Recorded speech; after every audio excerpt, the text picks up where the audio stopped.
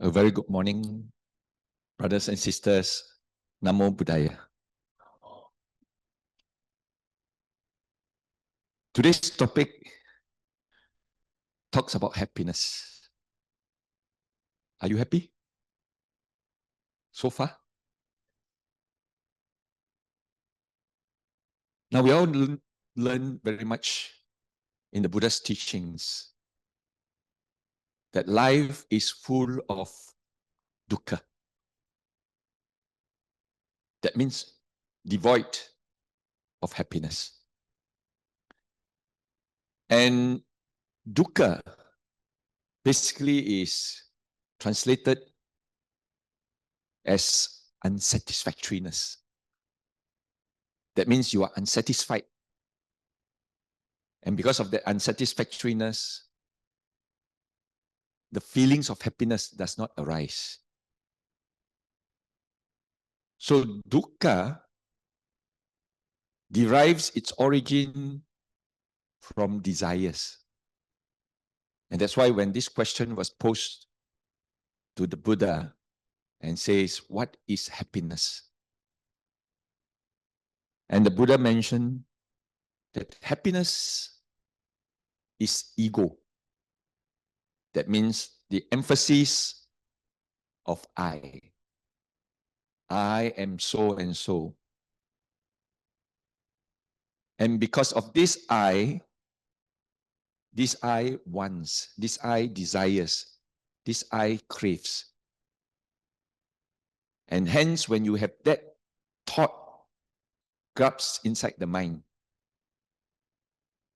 then if you don't achieve, if you don't get what you want, you don't meet what you expect, that is unsatisfactoriness. And thereby, when you have unsatisfactoriness in your mind, that is why we are unhappy. So our unhappiness actually keys on the very fact that because we can't achieve, we can't attain, we can't get what we expect and what we desire and what we want. Therefore, there is no happiness. So the key leading to happiness is to remove that attachment, that desire, that expectation. And if that expectation is not there, that desire has dissipated, and that you are happy with what you get, happy with what you achieve, contented with what you receive, you are then free from the desire. You are then free from the craving. And because you are now free from the craving, instead of unsatisfactoriness, there will arise in the mind satisfactoriness. And satisfactoriness means you are happy. So the key to happiness is to derive satisfaction or satisfactoriness. And the way to gain satisfactoriness is the eradication of desire or eradication of craving. And we all know that there are three great cravings in our lives. Craving for existence. You want to live. You want to continue to live. And each time you live, you face the same expectations, same desires, same wants. So therefore, dukkha will then arise. You crave for non-existence, bhivavatangha, which means to say you do not want to exist. Life is unbearable. Life is so uncomfortable. And you are not pleased, you are not satisfied. Therefore, that is a craving. Thirdly, is that you crave to please your sense doors. That means to say, you want to please your sense of the eye, the sense of your ears, the sense of your nose, the sense of your mouth, the sense of your bodily feelings.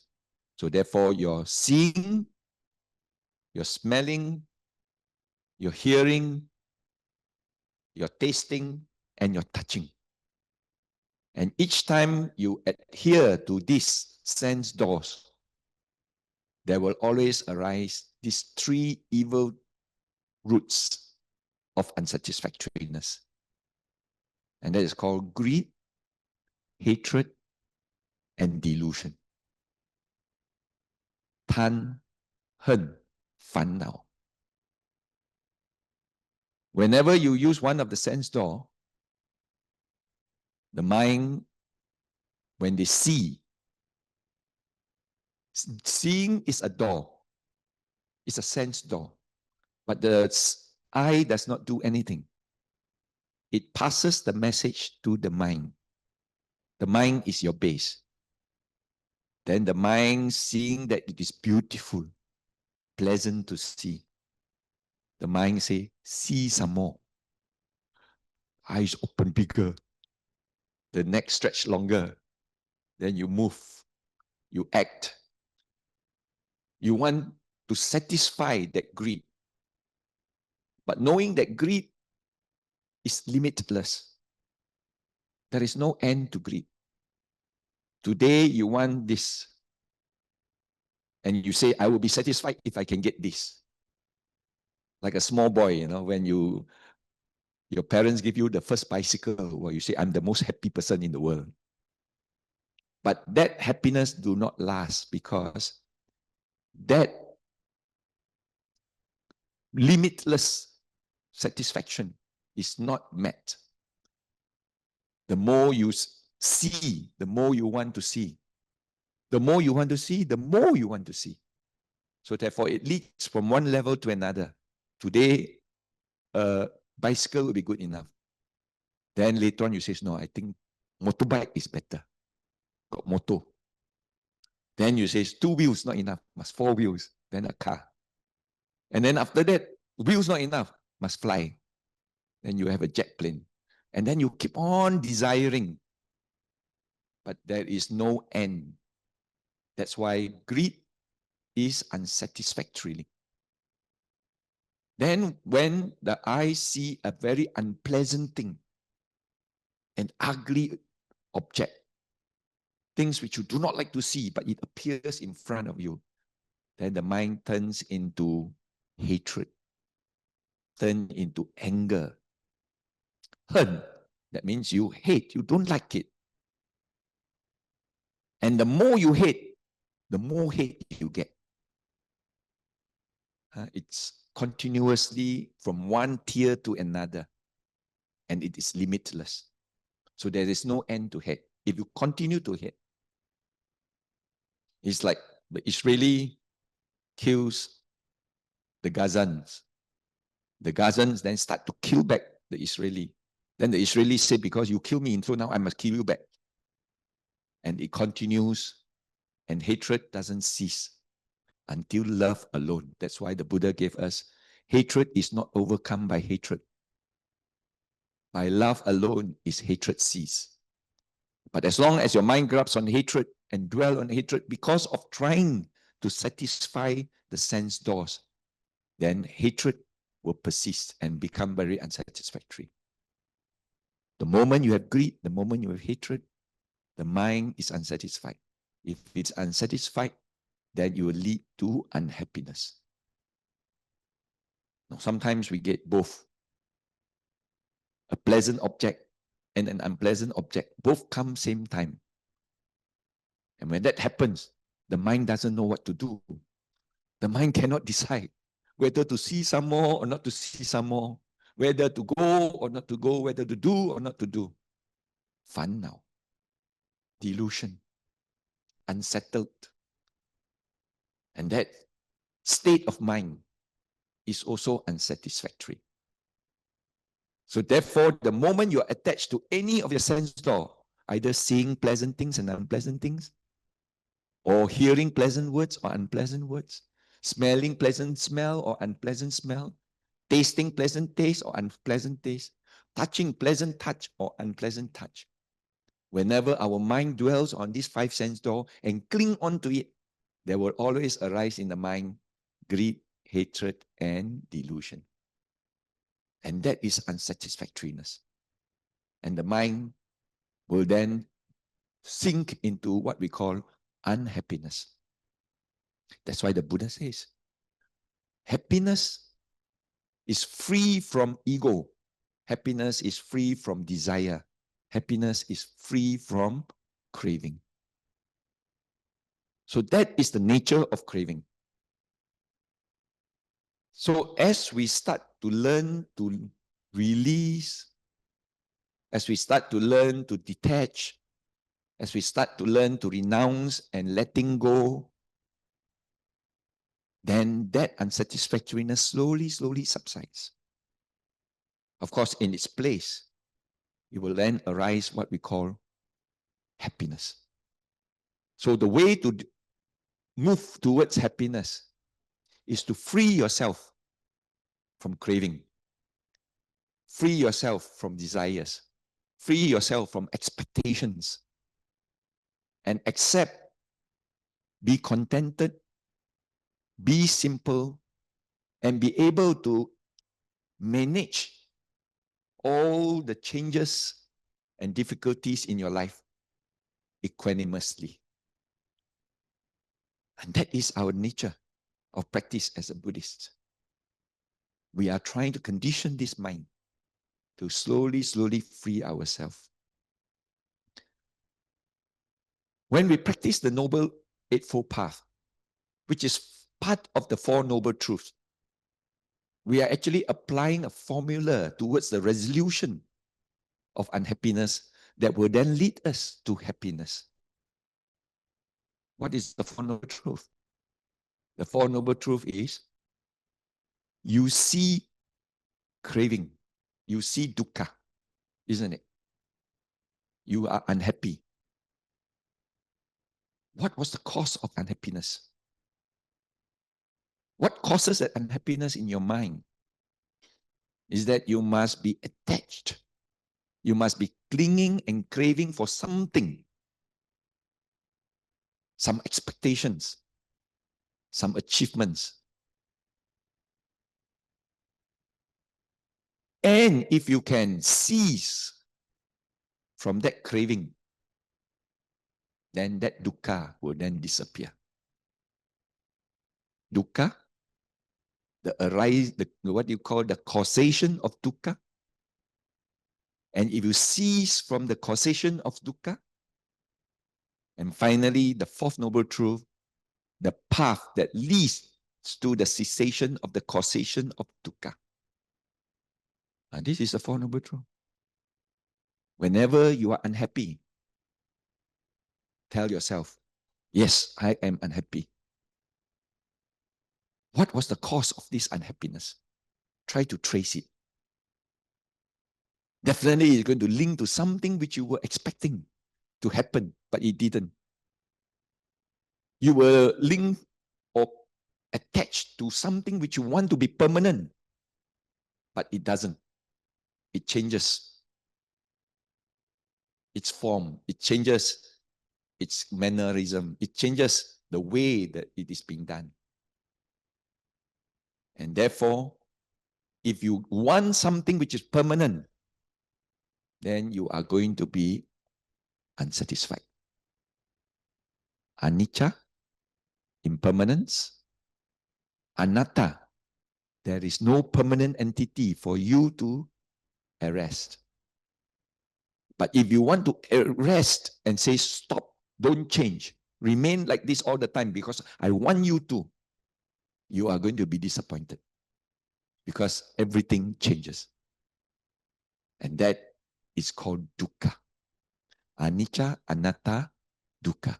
And these are the three characteristics of all phenomena that we face in this world. And because of that, if you are able to have the right understanding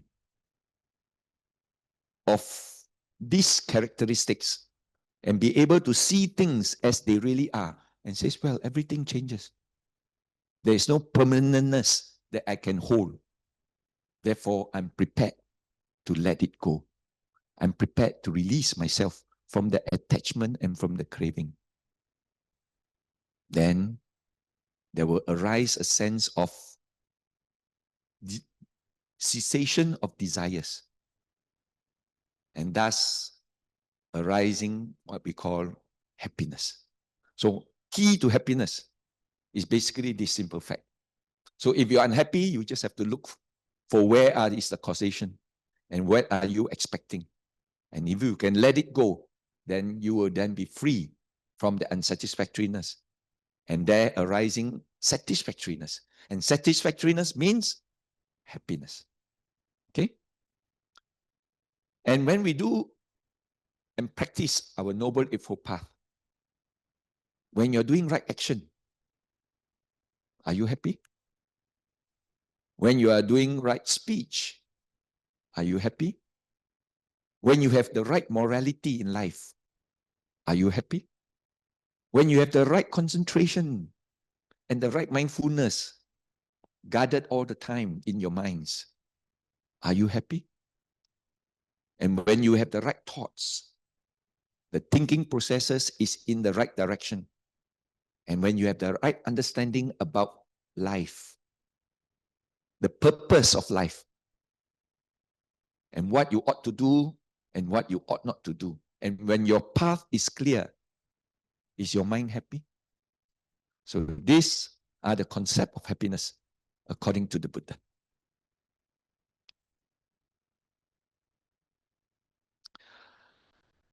Today we are going to talk about the 4 kinds of happiness. 4 kinds of happiness which can be derived from your daily practices. Of course, most of us are not monastics, so we are busy trying to create wealth. We are busy trying to earn a living. We are trying to accumulate some money and wealth in order to be able to expand it for the benefit of ourselves, our families, our communities, and the sasana. So in the process of wealth generation, you will then meet with a lot of obstacles. You will then meet with a lot of challenges. You will meet with a lot of failures and success. But in the course of wealth generation, we have to look at these 2 characters. One is called the Dalai Lama, and the other one is called Bill Gates. Now, both are on the extreme. One has totally renounced, letting go of everything. And there is one which is actually in pursuit of wealth. But a difference in this man is that when he pursued wealth, he pursued it with a purpose. That's why Bill Gates sets up a foundation. And he gives away 3/4 of his wealth towards the betterment of communities and society and the community at large. But we consider both of them rich to a certain extent or wealthy, isn't it? The Dalai Lama, though he owes nothing, but he can fly everywhere. And he can fly first class or business class. Sometimes he can even have a jet plane at his disposal. And what he wants to eat, there is provision on the table. All the good food and nutritious food. And is he rich or is he poor? Bill Gates, of course, he has so much money. He can have the best jet planes. He can travel at the whims and time. And he is also a rich man. So therefore, being rich or being wealthy doesn't mean that you must own a lot of things. Being rich or wealthy means what is inside that mind. Was there happiness in the accumulation? Was there a satisfaction or was there satisfactoriness? Now, there is a definition between being wealthy and being poor. I believe most of you do not want to be poor. You would want to be wealthy, slightly wealthy, and if possible, very wealthy, and being able to expand your wealth for a good purpose. Then it becomes very meaningful. The accumulation of wealth then becomes very meaningful. But when we say a person is wealthy, means that he is having more than enough of material possession that is necessary to satisfy for the needs of his lifestyle. Well, I have so much. I can only spend so much in order to satisfy the needs of my lifestyle. But there is the surpluses. And what shall I do with the surpluses? Reinvest? Or for the betterment of the communities? Or for the expansion of the sasana? So if you can do that, then the rich becomes meaningful. Of course, poor means you lack in material resources. You do not have enough even for your necessary lifestyle. You are living from hand to mouth. And that is poverty. And I believe the Buddha did not encourage poverty. If you can work hard, make a good living, be successful, be wealthy, then you can use that wealth for a purpose. Not only to take care of your needs and lifestyle, you can also take care of others and contribute towards the betterment of the world. So the true measure doesn't lie in the amount of material things that you have by being wealthy. Is that you are wealthy and you are able to use your wealth for the right purpose. So is it wrong to pursue wealth? There is a fallacy among Buddhists to say that no, you should renounce. You should start to give up. You should start to, what do you call, declutter yourself with all the wealth that you have. It doesn't necessarily have to be so. Wealth is not an evil by itself. And people who are rich and poor, they are not bad persons. But is it wrong to be wealthy? For the right reason. So the Buddha did not design the suttas or the teachings just meant for you to renounce because he knows that it's very difficult.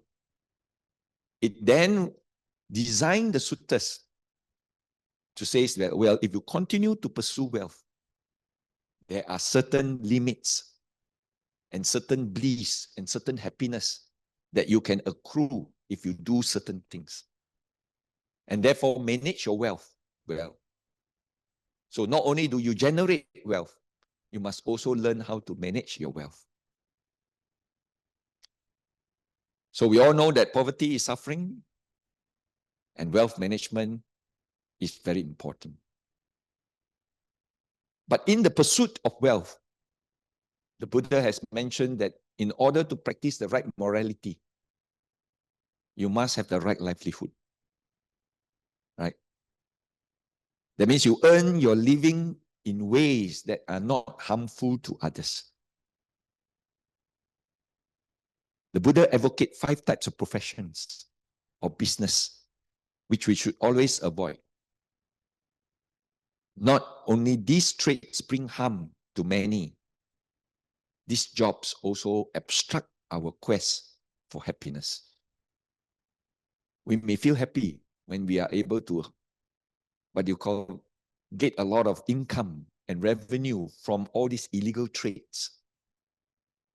But the mind is never at rest. The mind is never at peace. The mind is still clinging. The mind is still very addicted.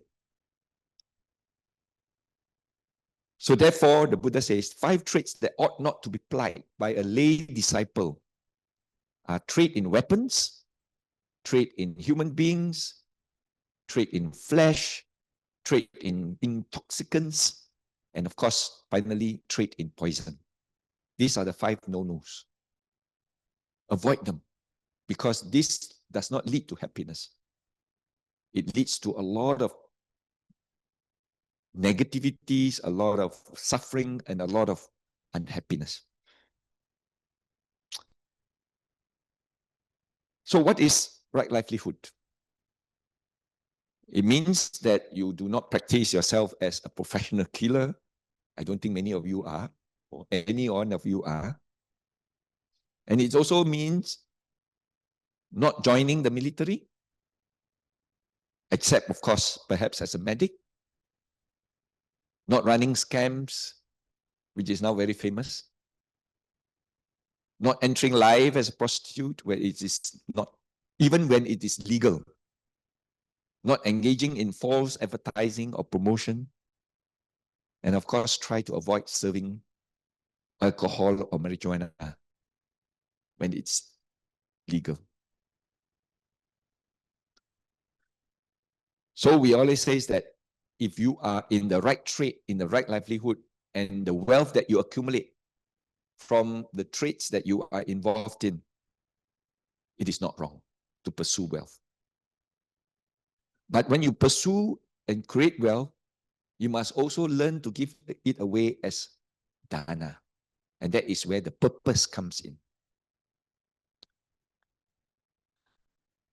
The Mahayana teachings basically teaches that wealth, accumulation, and possession is good as long as one do not remain attached to it. I have known one gentleman, a Punjabi man. If you go into a safe deposit box in Pahang, Kuantan, I was in Kuantan for some time, you will see this Punjabi man sitting on the floor in the safe deposit box cubicle. And he will open all the boxes. And he will then start to count his share certificates, his what you call collection of currencies, his land titles. But his turban was so torn. His slippers was actually practically tearing away. So we say, "Oh, King Cole counting his money, but do not know how to enjoy himself." When you have wealth and you know how to use it for the right purpose, to take care of your desired lifestyle, care for yourself. Charity always begins at home. And then using the surpluses, remember I mentioned the word surpluses, use it for the benefit of others. So the role of wealth is to provide adequate basic needs for oneself and also for society.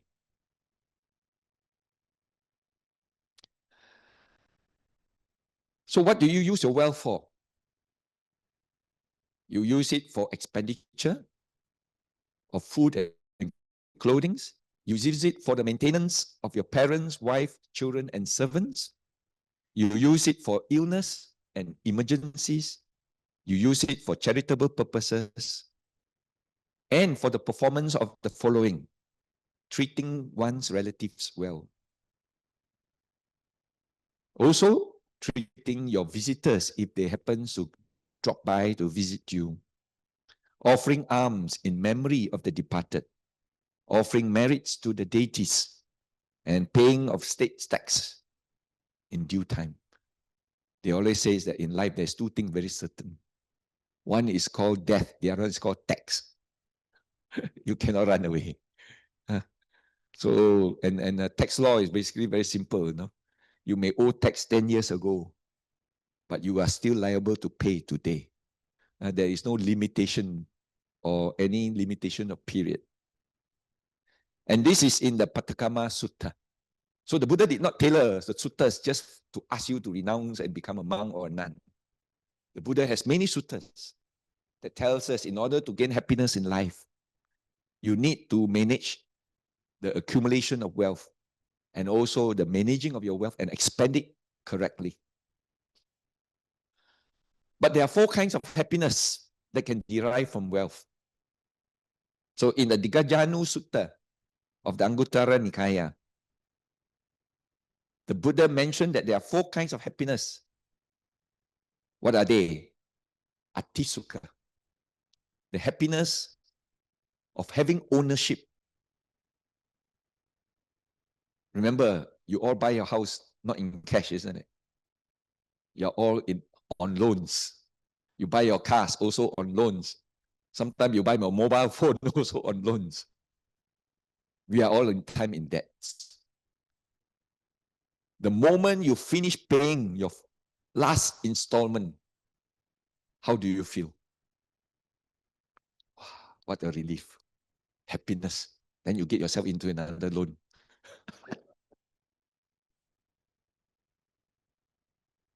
So if you can have ownership, the sense of ownership, and says, now I have a house free from mortgaged, fully paid. It's all mine. Otherwise, it belongs to the bank. You didn't own it. The bank owns it. That's why he keeps your title.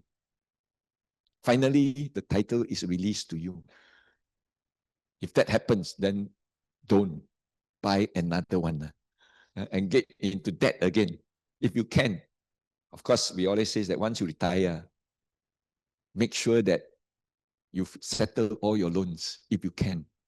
And after that, don't enter into any more loans. Then you can then rest your mind and develop the sense of happiness until your very last moment and your last day. Anavaja sukha, the happiness derived from wealth, which is earned by means of right livelihood. When you're involved in the right trade, free from harming others, free from damaging others' property, and be able to be free from any fear of being arrested. Imagine when you're involved in these 5 trades. Each night when you sleep, you are very, very alert. Alert for what? On the knocks on the door. That the police or the raiding party could have come and tried to arrest you and bring you to justice. So the mind is never at ease. Though the money is good, but you are never peaceful and happy. Anyanya sukha. Anyanya sukha means the happiness derived from not being in debt. We are living in a debt world, isn't it? Most of the time, we buy first, pay later. But that is your credit card. And a lot of bankruptcies is now happening because a lot of young people are buying without being able to think about paying. And finally, when they are not able to pay, then they are being declared bankrupts. The good practice is that when you want to buy a certain property or a certain asset, you want to buy the things that you desire, you save for it until you are able to afford it, then you buy. I'm a property man, I know.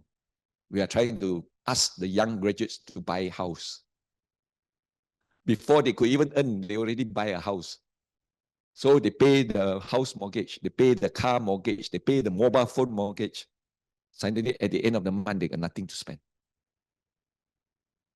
And they are deeply in debt. So the Buddha has mentioned in this sutta, who says that if you can be debtless, your mind is free, therefore arising happiness. You are a happy person. But when you are in debt, you are definitely not happy. Of course, that destroy the fallacy of businessmen. A businessman says, when you do business, you must do business at the money of others. So you must borrow. The more you borrow, the more champion you are. But the moment the condition change, the moment the economy falls, you will be in serious trouble. Those who owes a lot, those who gear themselves a lot. The last 4 kinds of happiness is called Bhogga Sukha, the happiness of sharing one's wealth. And this is the one where we accumulate and manage our wealth with a purpose. That this happiness we derive by performing dana, generosity, taking care of others, sharing with others. The practice of generosity here is part of the Boga Sukha, and it gives us a sense of satisfaction. And as I said earlier, satisfaction is happiness. So basically, if we can engage ourselves in these 4 types of happiness, our mind is then said to have derived and be free from a lot of attachments and cravings.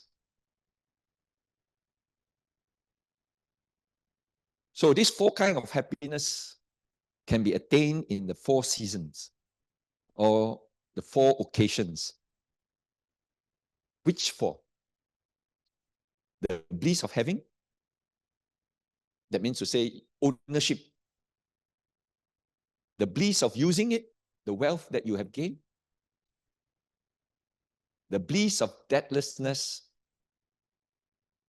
and the bliss of blamelessness. When you are free from debts, when you are able to use wealth in the proper direction, you will not be blamed. You will be praised, you will be respected, and you will be honored. This is in the Anyanya Sutta, which is on debtlessness in the Anguttara Nikaya. So when we want to derive bliss from the making use of wealth, when you earn it through what you call the right manner and the right effort. In other words, when you earn money through your sweat and tears, you value it more. A lot of people earn money in a very fast way. And we always say, easy come, easy go. And the happiness that you derive is a short-lived, that you're able to enjoy for a small period of time. But unfortunately, it's not long-lasting. That's why we don't use the word happiness. We use the word bliss. Happiness is very fleeting. It goes on momentarily. That means to say moment to moments.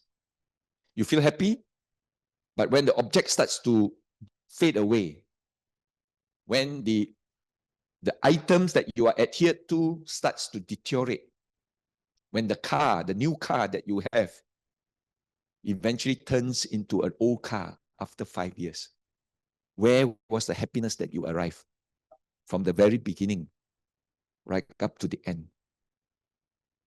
But if the happiness can last throughout the whole period, no matter how much change it has undergone, then that is called blissfulness.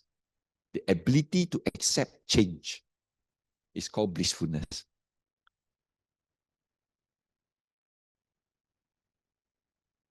The bliss of debtlessness is when a person of a good family owes no debt, great or small, to anyone at all. When they think, I owe no debt, great or small, to anyone at all, they experience a sense of satisfaction, a sense of bliss, and a sense of joy. The bliss of blamelessness is a case when you are endowed with blameless bodily karma, blameless verbal karma, blameless mental karma. And when they think I'm endowed with blameless bodily karma, blameless verbal karma, blameless mental karma, they then experience the bliss, they then experience the joy. So, in a nutshell, the 4 kinds of bliss, basically debtlessness, having ownership, and being able to see clearly. You are able to know both sides of the coin. That is the bliss that we enjoy. Now, before I end, I want to talk about simplicity and contentment. Now, remember, satisfaction means you are contented with what you are able to achieve. A lot of time when we try to aim for something, I must be a millionaire when I'm 40 years old. That is an ambition. That is a target. That is an aim, an expectation. But when you come to your 40th birthday and you count your money, you are only 500,000 wealthy. You are not a millionaire yet. Is that a failure? Is that a disappointment? Is that an unsatisfactoriness? If you have a sense of contentment, then you look at it from a positive way. To say is that, well, since I'm not a millionaire, at least I'm half a millionaire. It's a positiveness of thinking of a bottle half full with water. It's either half empty or half full. Which one is your mental states? If you are thinking it as half empty, then it's negative. But if you are thinking of half full, then you are positive. So to develop the sense of contentment is this, that you want to aim for something, but finally you do not achieve it, but you achieve certain results. Be contented with those results. Be happy with those results. As a student, some of them says, I must achieve 10 distinction. But when the result comes out, only 9 commit suicide. 9. You are very good. But of course, if you can get 10, better still. And that's why we differentiate between happiness and blissfulness.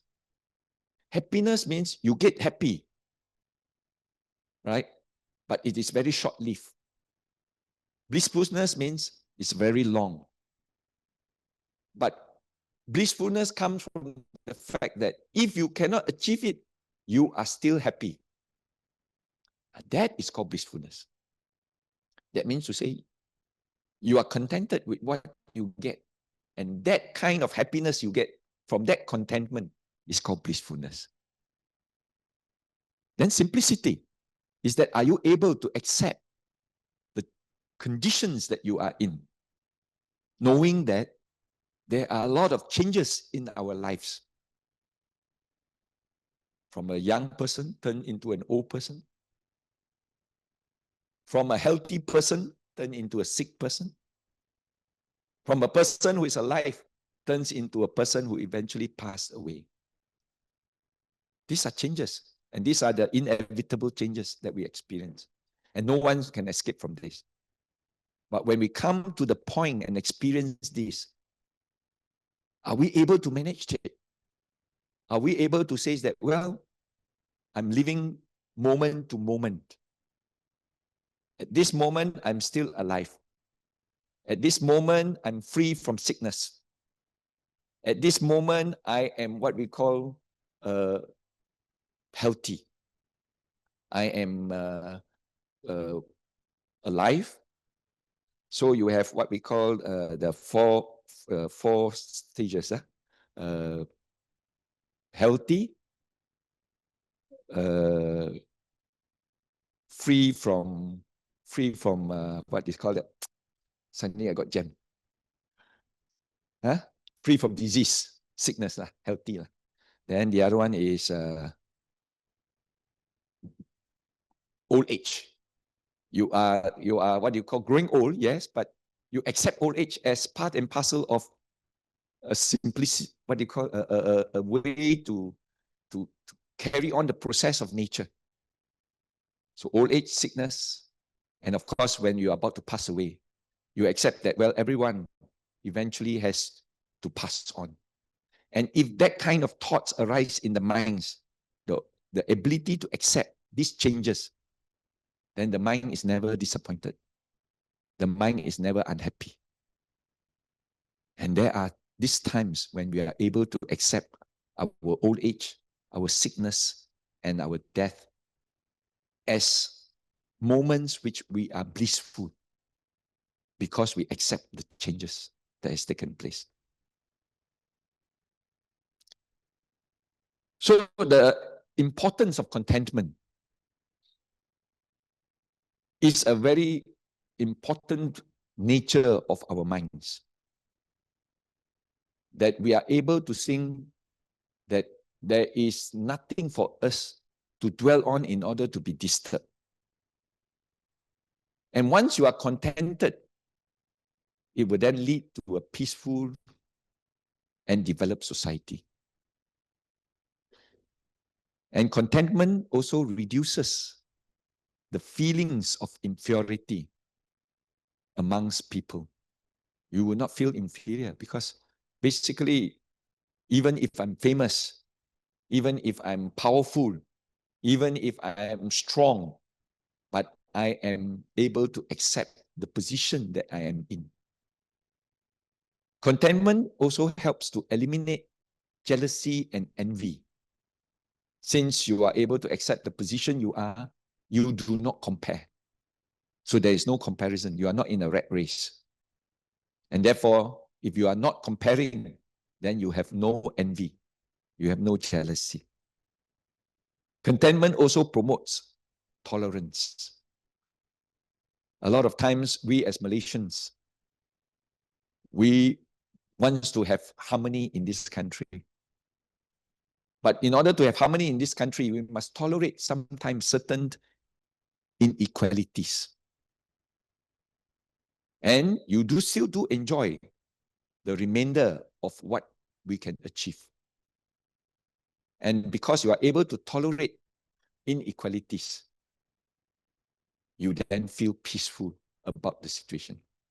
So as Malaysians, sometimes when we go to other countries, we say, oh, they also have some intolerance there. And because there are some intolerance, I think ours is still better. So when you think like that, then you are not so happy after all. Otherwise, you get yourself worked up in a very, what you call, a negative manner. A lot of times we always have these feelings of unjust, feelings of inequalities. But important is that we must realize that this country is the same as any other countries. And that we have certain elements of successes that we should be happy about. So when we are contented in this manner, then we don't compare. And when we don't compare, we won't feel so unhappy. And of course, contentment gives a person a very peaceful heart. You feel peaceful. You feel at ease. You feel calm. And you do not have what we call a lot of negativities.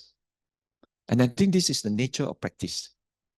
So in our daily lives, it is very important to watch over the states of mind that we dwell in. And happiness is a state of mind. And finally, of course, health is the greatest gift. Contentment is the greatest wealth. A trusted friend is the best relative. And nirvana is the greatest bliss. So if you want to attain bliss, then target yourself for nirvana. This is the Dhammapada, verse 202.